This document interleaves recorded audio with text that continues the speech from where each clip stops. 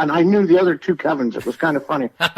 It was a showcase with the complete show. The old band with Dave would do that. They'd rehearse for a couple months, and then they'd move it into a sound stage from Dave's basement. And then from the sound stage, they'd go into a bigger sound stage, and they'd have the entire show. And you'd run through the entire show twice a day, which was great. And then the last week, they'd invite people in, and you'd play.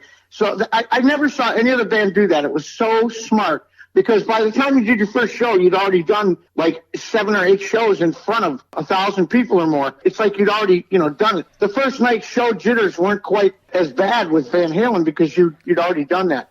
But anyway, so I went up, I met the road manager and the production manager, and then they introduced me to Michael. I was told after, meeting him to go out front and do not come backstage no matter what. And then they would talk to me after the band had played the showcase. So anyways, I'm standing back by the soundboard, and somebody pokes me, and I turn around, and it's the guy running the sound was an old friend of mine. Well, not a really old friend, but a year earlier, we had just done Thin Lizzy Chinatown tour together in '79. He said, "Hey, son, what are you doing here? Get backstage." He said, I threw your name in the hat for this when I saw your name was on the list. So I said, well, they told me not to come backstage no matter what. And he called backstage and said, I'm sending this guy back. He said, make sure that the head of security guy knows, which was Eddie Anderson, because, otherwise he said he would throw me out the door if he saw me backstage.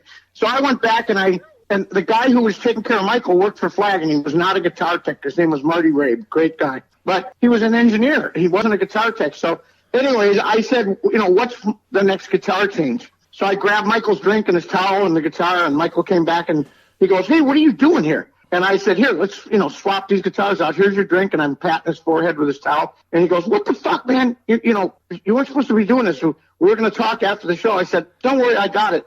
And he grabs me and he goes, you know how these transmitters work? I said, in my sleep. But I didn't. But I figured it out real quick. So I said, I think they're waiting for you. So he turns around and he starts to walk back out. And he stops and he runs back and he grabs my hair and pulls me right up to his mouth. And he goes, you better know what the fuck you're doing. Oh, jeez. Anyways, I ended up getting the gig. Wow. It's funny. After the show, they talked to everybody, and they left me for last. And what they said was, we're not sure what we're going to do. We won't leave you hanging. We'll give you a call tomorrow. We promise we won't just leave you hanging. Right. So they got to me, and I said, yeah, I heard that. I said, I got a night gig. I got to get going. I got to go to work. And then I heard this voice behind. This was the production manager and the road manager. Then I heard this voice behind me say, what, you don't want the gig or what? And I turned around, and it was Michael, and that was 40 years ago. Wow. So you started in 1980? I started working with Michael at the very end of 80, beginning of 81. Okay, gotcha. So were you on the Women and Children First tour, or were you more on the Fair Warning tour was the first tour? No, it was Fair Warning. Fair Warning. Okay, gotcha. I think it was the very beginning of 81. If you can remember anything from 40 years ago, what were your first impressions of Michael, Anthony, and the rest of the band? Well, okay, my first impressions of Michael was I hit pay dirt because Michael's without a doubt the nicest rock star in the business. And even Michael doesn't realize, he is a rock star. He's a world-famous rock star. But he's the most down-to-earth guy. I always joke around and say, Michael's nice to everybody but me, which is not true. He's nice to me. I just say that as a joke. But like I said, I hit pay dirt, man. You know what? We had like 82 crew guys, and I watched Michael. And this happened every year during rehearsals. Michael would go, what's that guy? Who's that guy? What's his name? What does he do? And then he'd go over and he'd go, hey, Joe, or hey, Tom, or hey, Fred. Hey, I'm Michael. How you doing? I'm the bass player. We're going to have a great tour. Come by Bass World and we'll do a shot of Jack. And, another thing he did, now remember I just said, 82 crew people. At the beginning of rehearsal, when they would schedule a night off, because we would rehearse with the full crew for at least a month. Wow. Like I said, which was great. And that's a lot of payroll and stuff, but it paid off. Sure. But Michael would take everybody out to dinner on the crew and pick up the tab and tell them, get whatever you want, including liquor. Wow. And then he would do it again at the end of rehearsal. And that was just Michael, not the band. And Michael would do that. That's who Michael was. He was just so open. And he's the same way with fans, Sometimes I would turn fans away and he'd go, what are you doing? I'd say, I'm not going to, you're sitting here having dinner with your family. If they want to talk to you, they can come back when you're done eating, Right. I mean, sometimes I had to put my foot down but I'll tell you something. I'll tell you a quick story. The first week that we were on the road, I had just come off of 5 years in the Fleetwood Mac camp, and I'd worked for a lot of other bands. I always considered part of my job to kind of, watch out security-wise for the guy that I was with when security wasn't around. Sure. I mean, the guy I worked for. So one night, Michael and I went out to dinner and on a night off, and we came back, and there was like 40 kids in front of the hotel. We get out of the cab, and I go, hang on, I'll run interference. And Michael goes, wait a minute. And he walks into all these kids, and, they're all clamoring for an autograph and stuff.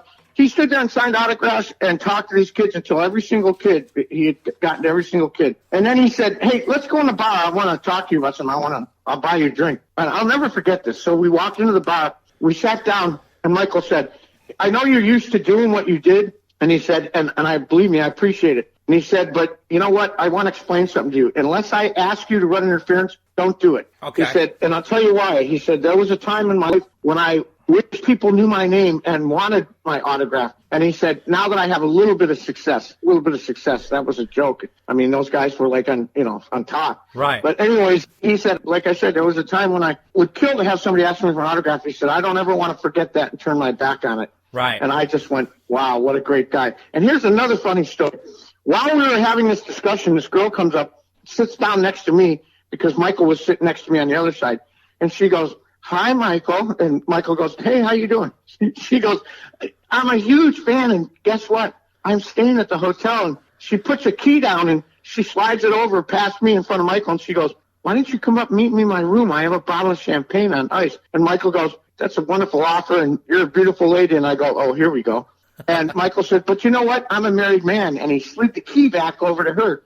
And she goes, she's got her hand on the key, and she goes, I know that. She goes, but your wife's not out here, right? And he goes, yeah, that's right. And she slides the key back over. And she goes, well, she doesn't ever have to know. And Michael said, yeah, but you know what? I love my wife, and I would know. Yeah. And he goes, but you know what? And he slides the key back over and stops in front of me, and he goes, this is my tech. And he goes, he's a great guy, real nice, handsome guy, young and single. And she grabs the key and looks at both of us and goes, yeah, like I'd fuck a roadie. Wow.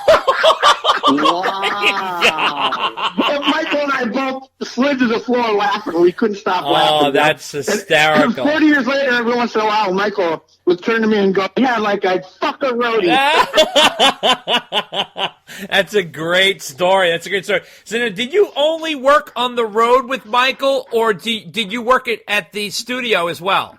Oh, no, I worked in the studio as well. As a matter of fact, when the transition went from Dave to Sammy, I was the only road guy there. Oh. I had driven Michael to the sessions, and when they started jamming with Sammy, I was watching it. That was like on a Saturday. Mm-hmm. And then on Sunday, Sammy came back. They were throwing stuff out. Sammy just started scatting and writing the lyrics down. And by the end of the afternoon on Sunday, when I was driving Michael home, he goes, well, that's a done deal. We're going to sign contracts in a couple of days, Wow. No, I was in the studio a lot, and for most of the video shoots, Were you there when Sammy came for the first time? Oh, yeah. The whole thing with Claudio happened on Friday. Right. And Claudio called Sammy and put Sammy and Edward together on the phone.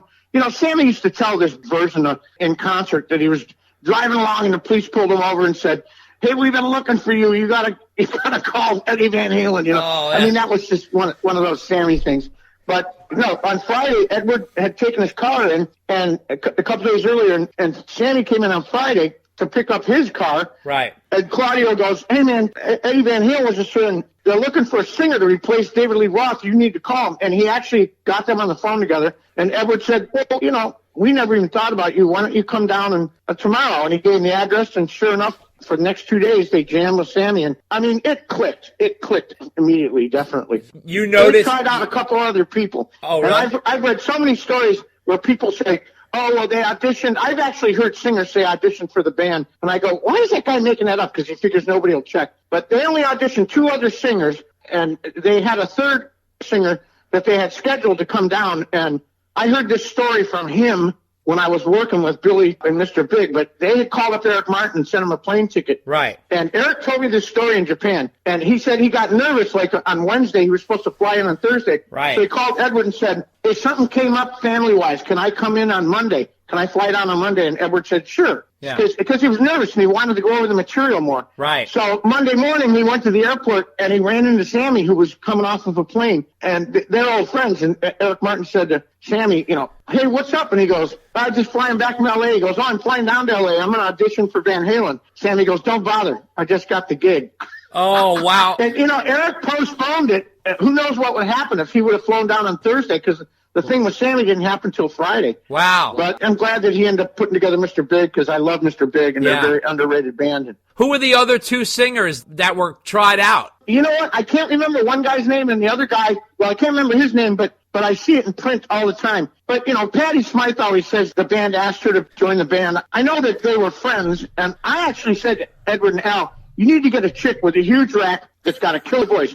Take your time, audition different women, and throw the world for a loop by coming out with a big-titted, gorgeous woman that sings her ass off. And both Ed and Al said, we would never have a chick front our band. Right. So I don't know about the Patty Smythe thing, but I know that Patty was very good friends with Edward and Val. So, because she always says they asked me to be the singer. I don't know about that. Yeah. But I can't remember the other guy's name, but it's in print a lot. And then the third guy was some Canadian, or maybe that guy's Canadian. I don't know. But, I've heard a lot of famous people say the band asked him to audition, and that just wasn't true, because I was there when all that happened. I was there with all three singers. Right.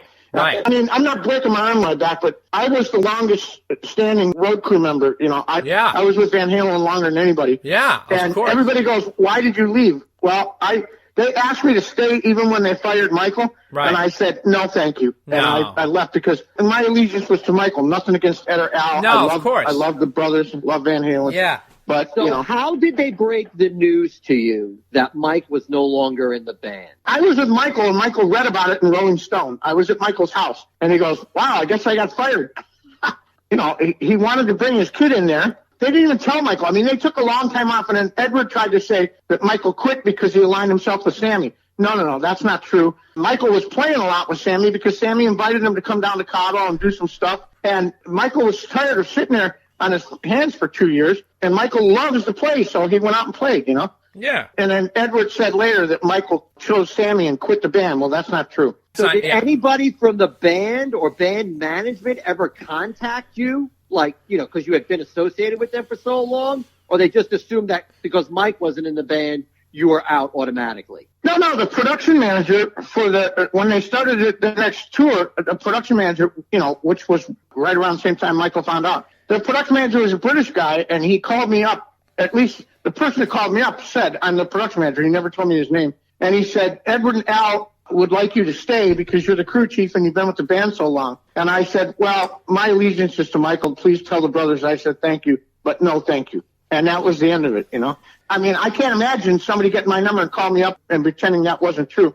Plus, a couple other crew guys told me that they knew they were going to ask me to stay. But like I said, I love the brothers, but my allegiance was to Michael, and I'm sure they weren't surprised by that, When did they realize that things weren't right with Gary? There wasn't a right fit. How far into the process do you think that was? Well, it was after the tour, and basically the tour and the album didn't do well. Right. And the reason being is because how the album was produced. So when the tour and the album failed, that was the only Van Halen record to never go platinum. Right. It went gold, but it never went platinum. Somebody needed to, get blamed, so Gary got blamed. When they hired Gary, I said, and I met Gary, I said, this guy is not the right guy for the band. I said, incredible singer. I'll tell you what, I didn't know Gary before that. I made a friend for life. One of the nicest people you ever meet. Oh, sure. One of the best singers live I've ever heard. He just wasn't the right guy for Van Halen. He did some stuff great. He sang Sammy's stuff, really well. He sang Dave's stuff okay, but it just was a different kind of a thing. And the tour didn't do well, especially when we started the tour, we went to Australia first so that the band could kind of gel live before we, got in front of the critics in the United States. Right. But they made a huge mistake. They did an MTV special. And when it aired, a lot of people saw that, and I think that hurt ticket sales in the United States. So when we hit the States, we were selling out everywhere. But after a couple of months, ticket sales started to decline. It was never like nobody showed up. They always did, 12 to 13. But at first we started out doing, sold out 18,000 seats in arenas and stuff. But then we started to lose a couple thousand at each gig. And to answer your question, I think most of the blame was put on Gary. And I think that was totally unjust because Gary gave it his all. When he first came in the band, him and Edward were thick as thieves, Well, him and the band. Like I said, you couldn't meet a nicer guy. Yeah. And I loved hearing Michael harmonize with anybody. But Gary and Michael immediately hit it off harmonizing, just like Sammy did with. When Sammy Hagar and Michael Anthony harmonized, it's just one of the most natural, perfect things to this day. Oh, totally. You know, I hear people ask me a lot, you know, how much sampling is that? And it's like, there isn't any. That's them, man. That's just how they do it. Now there's a little bit of sampling because it's kind of like a chorus effect on one song off the new record with the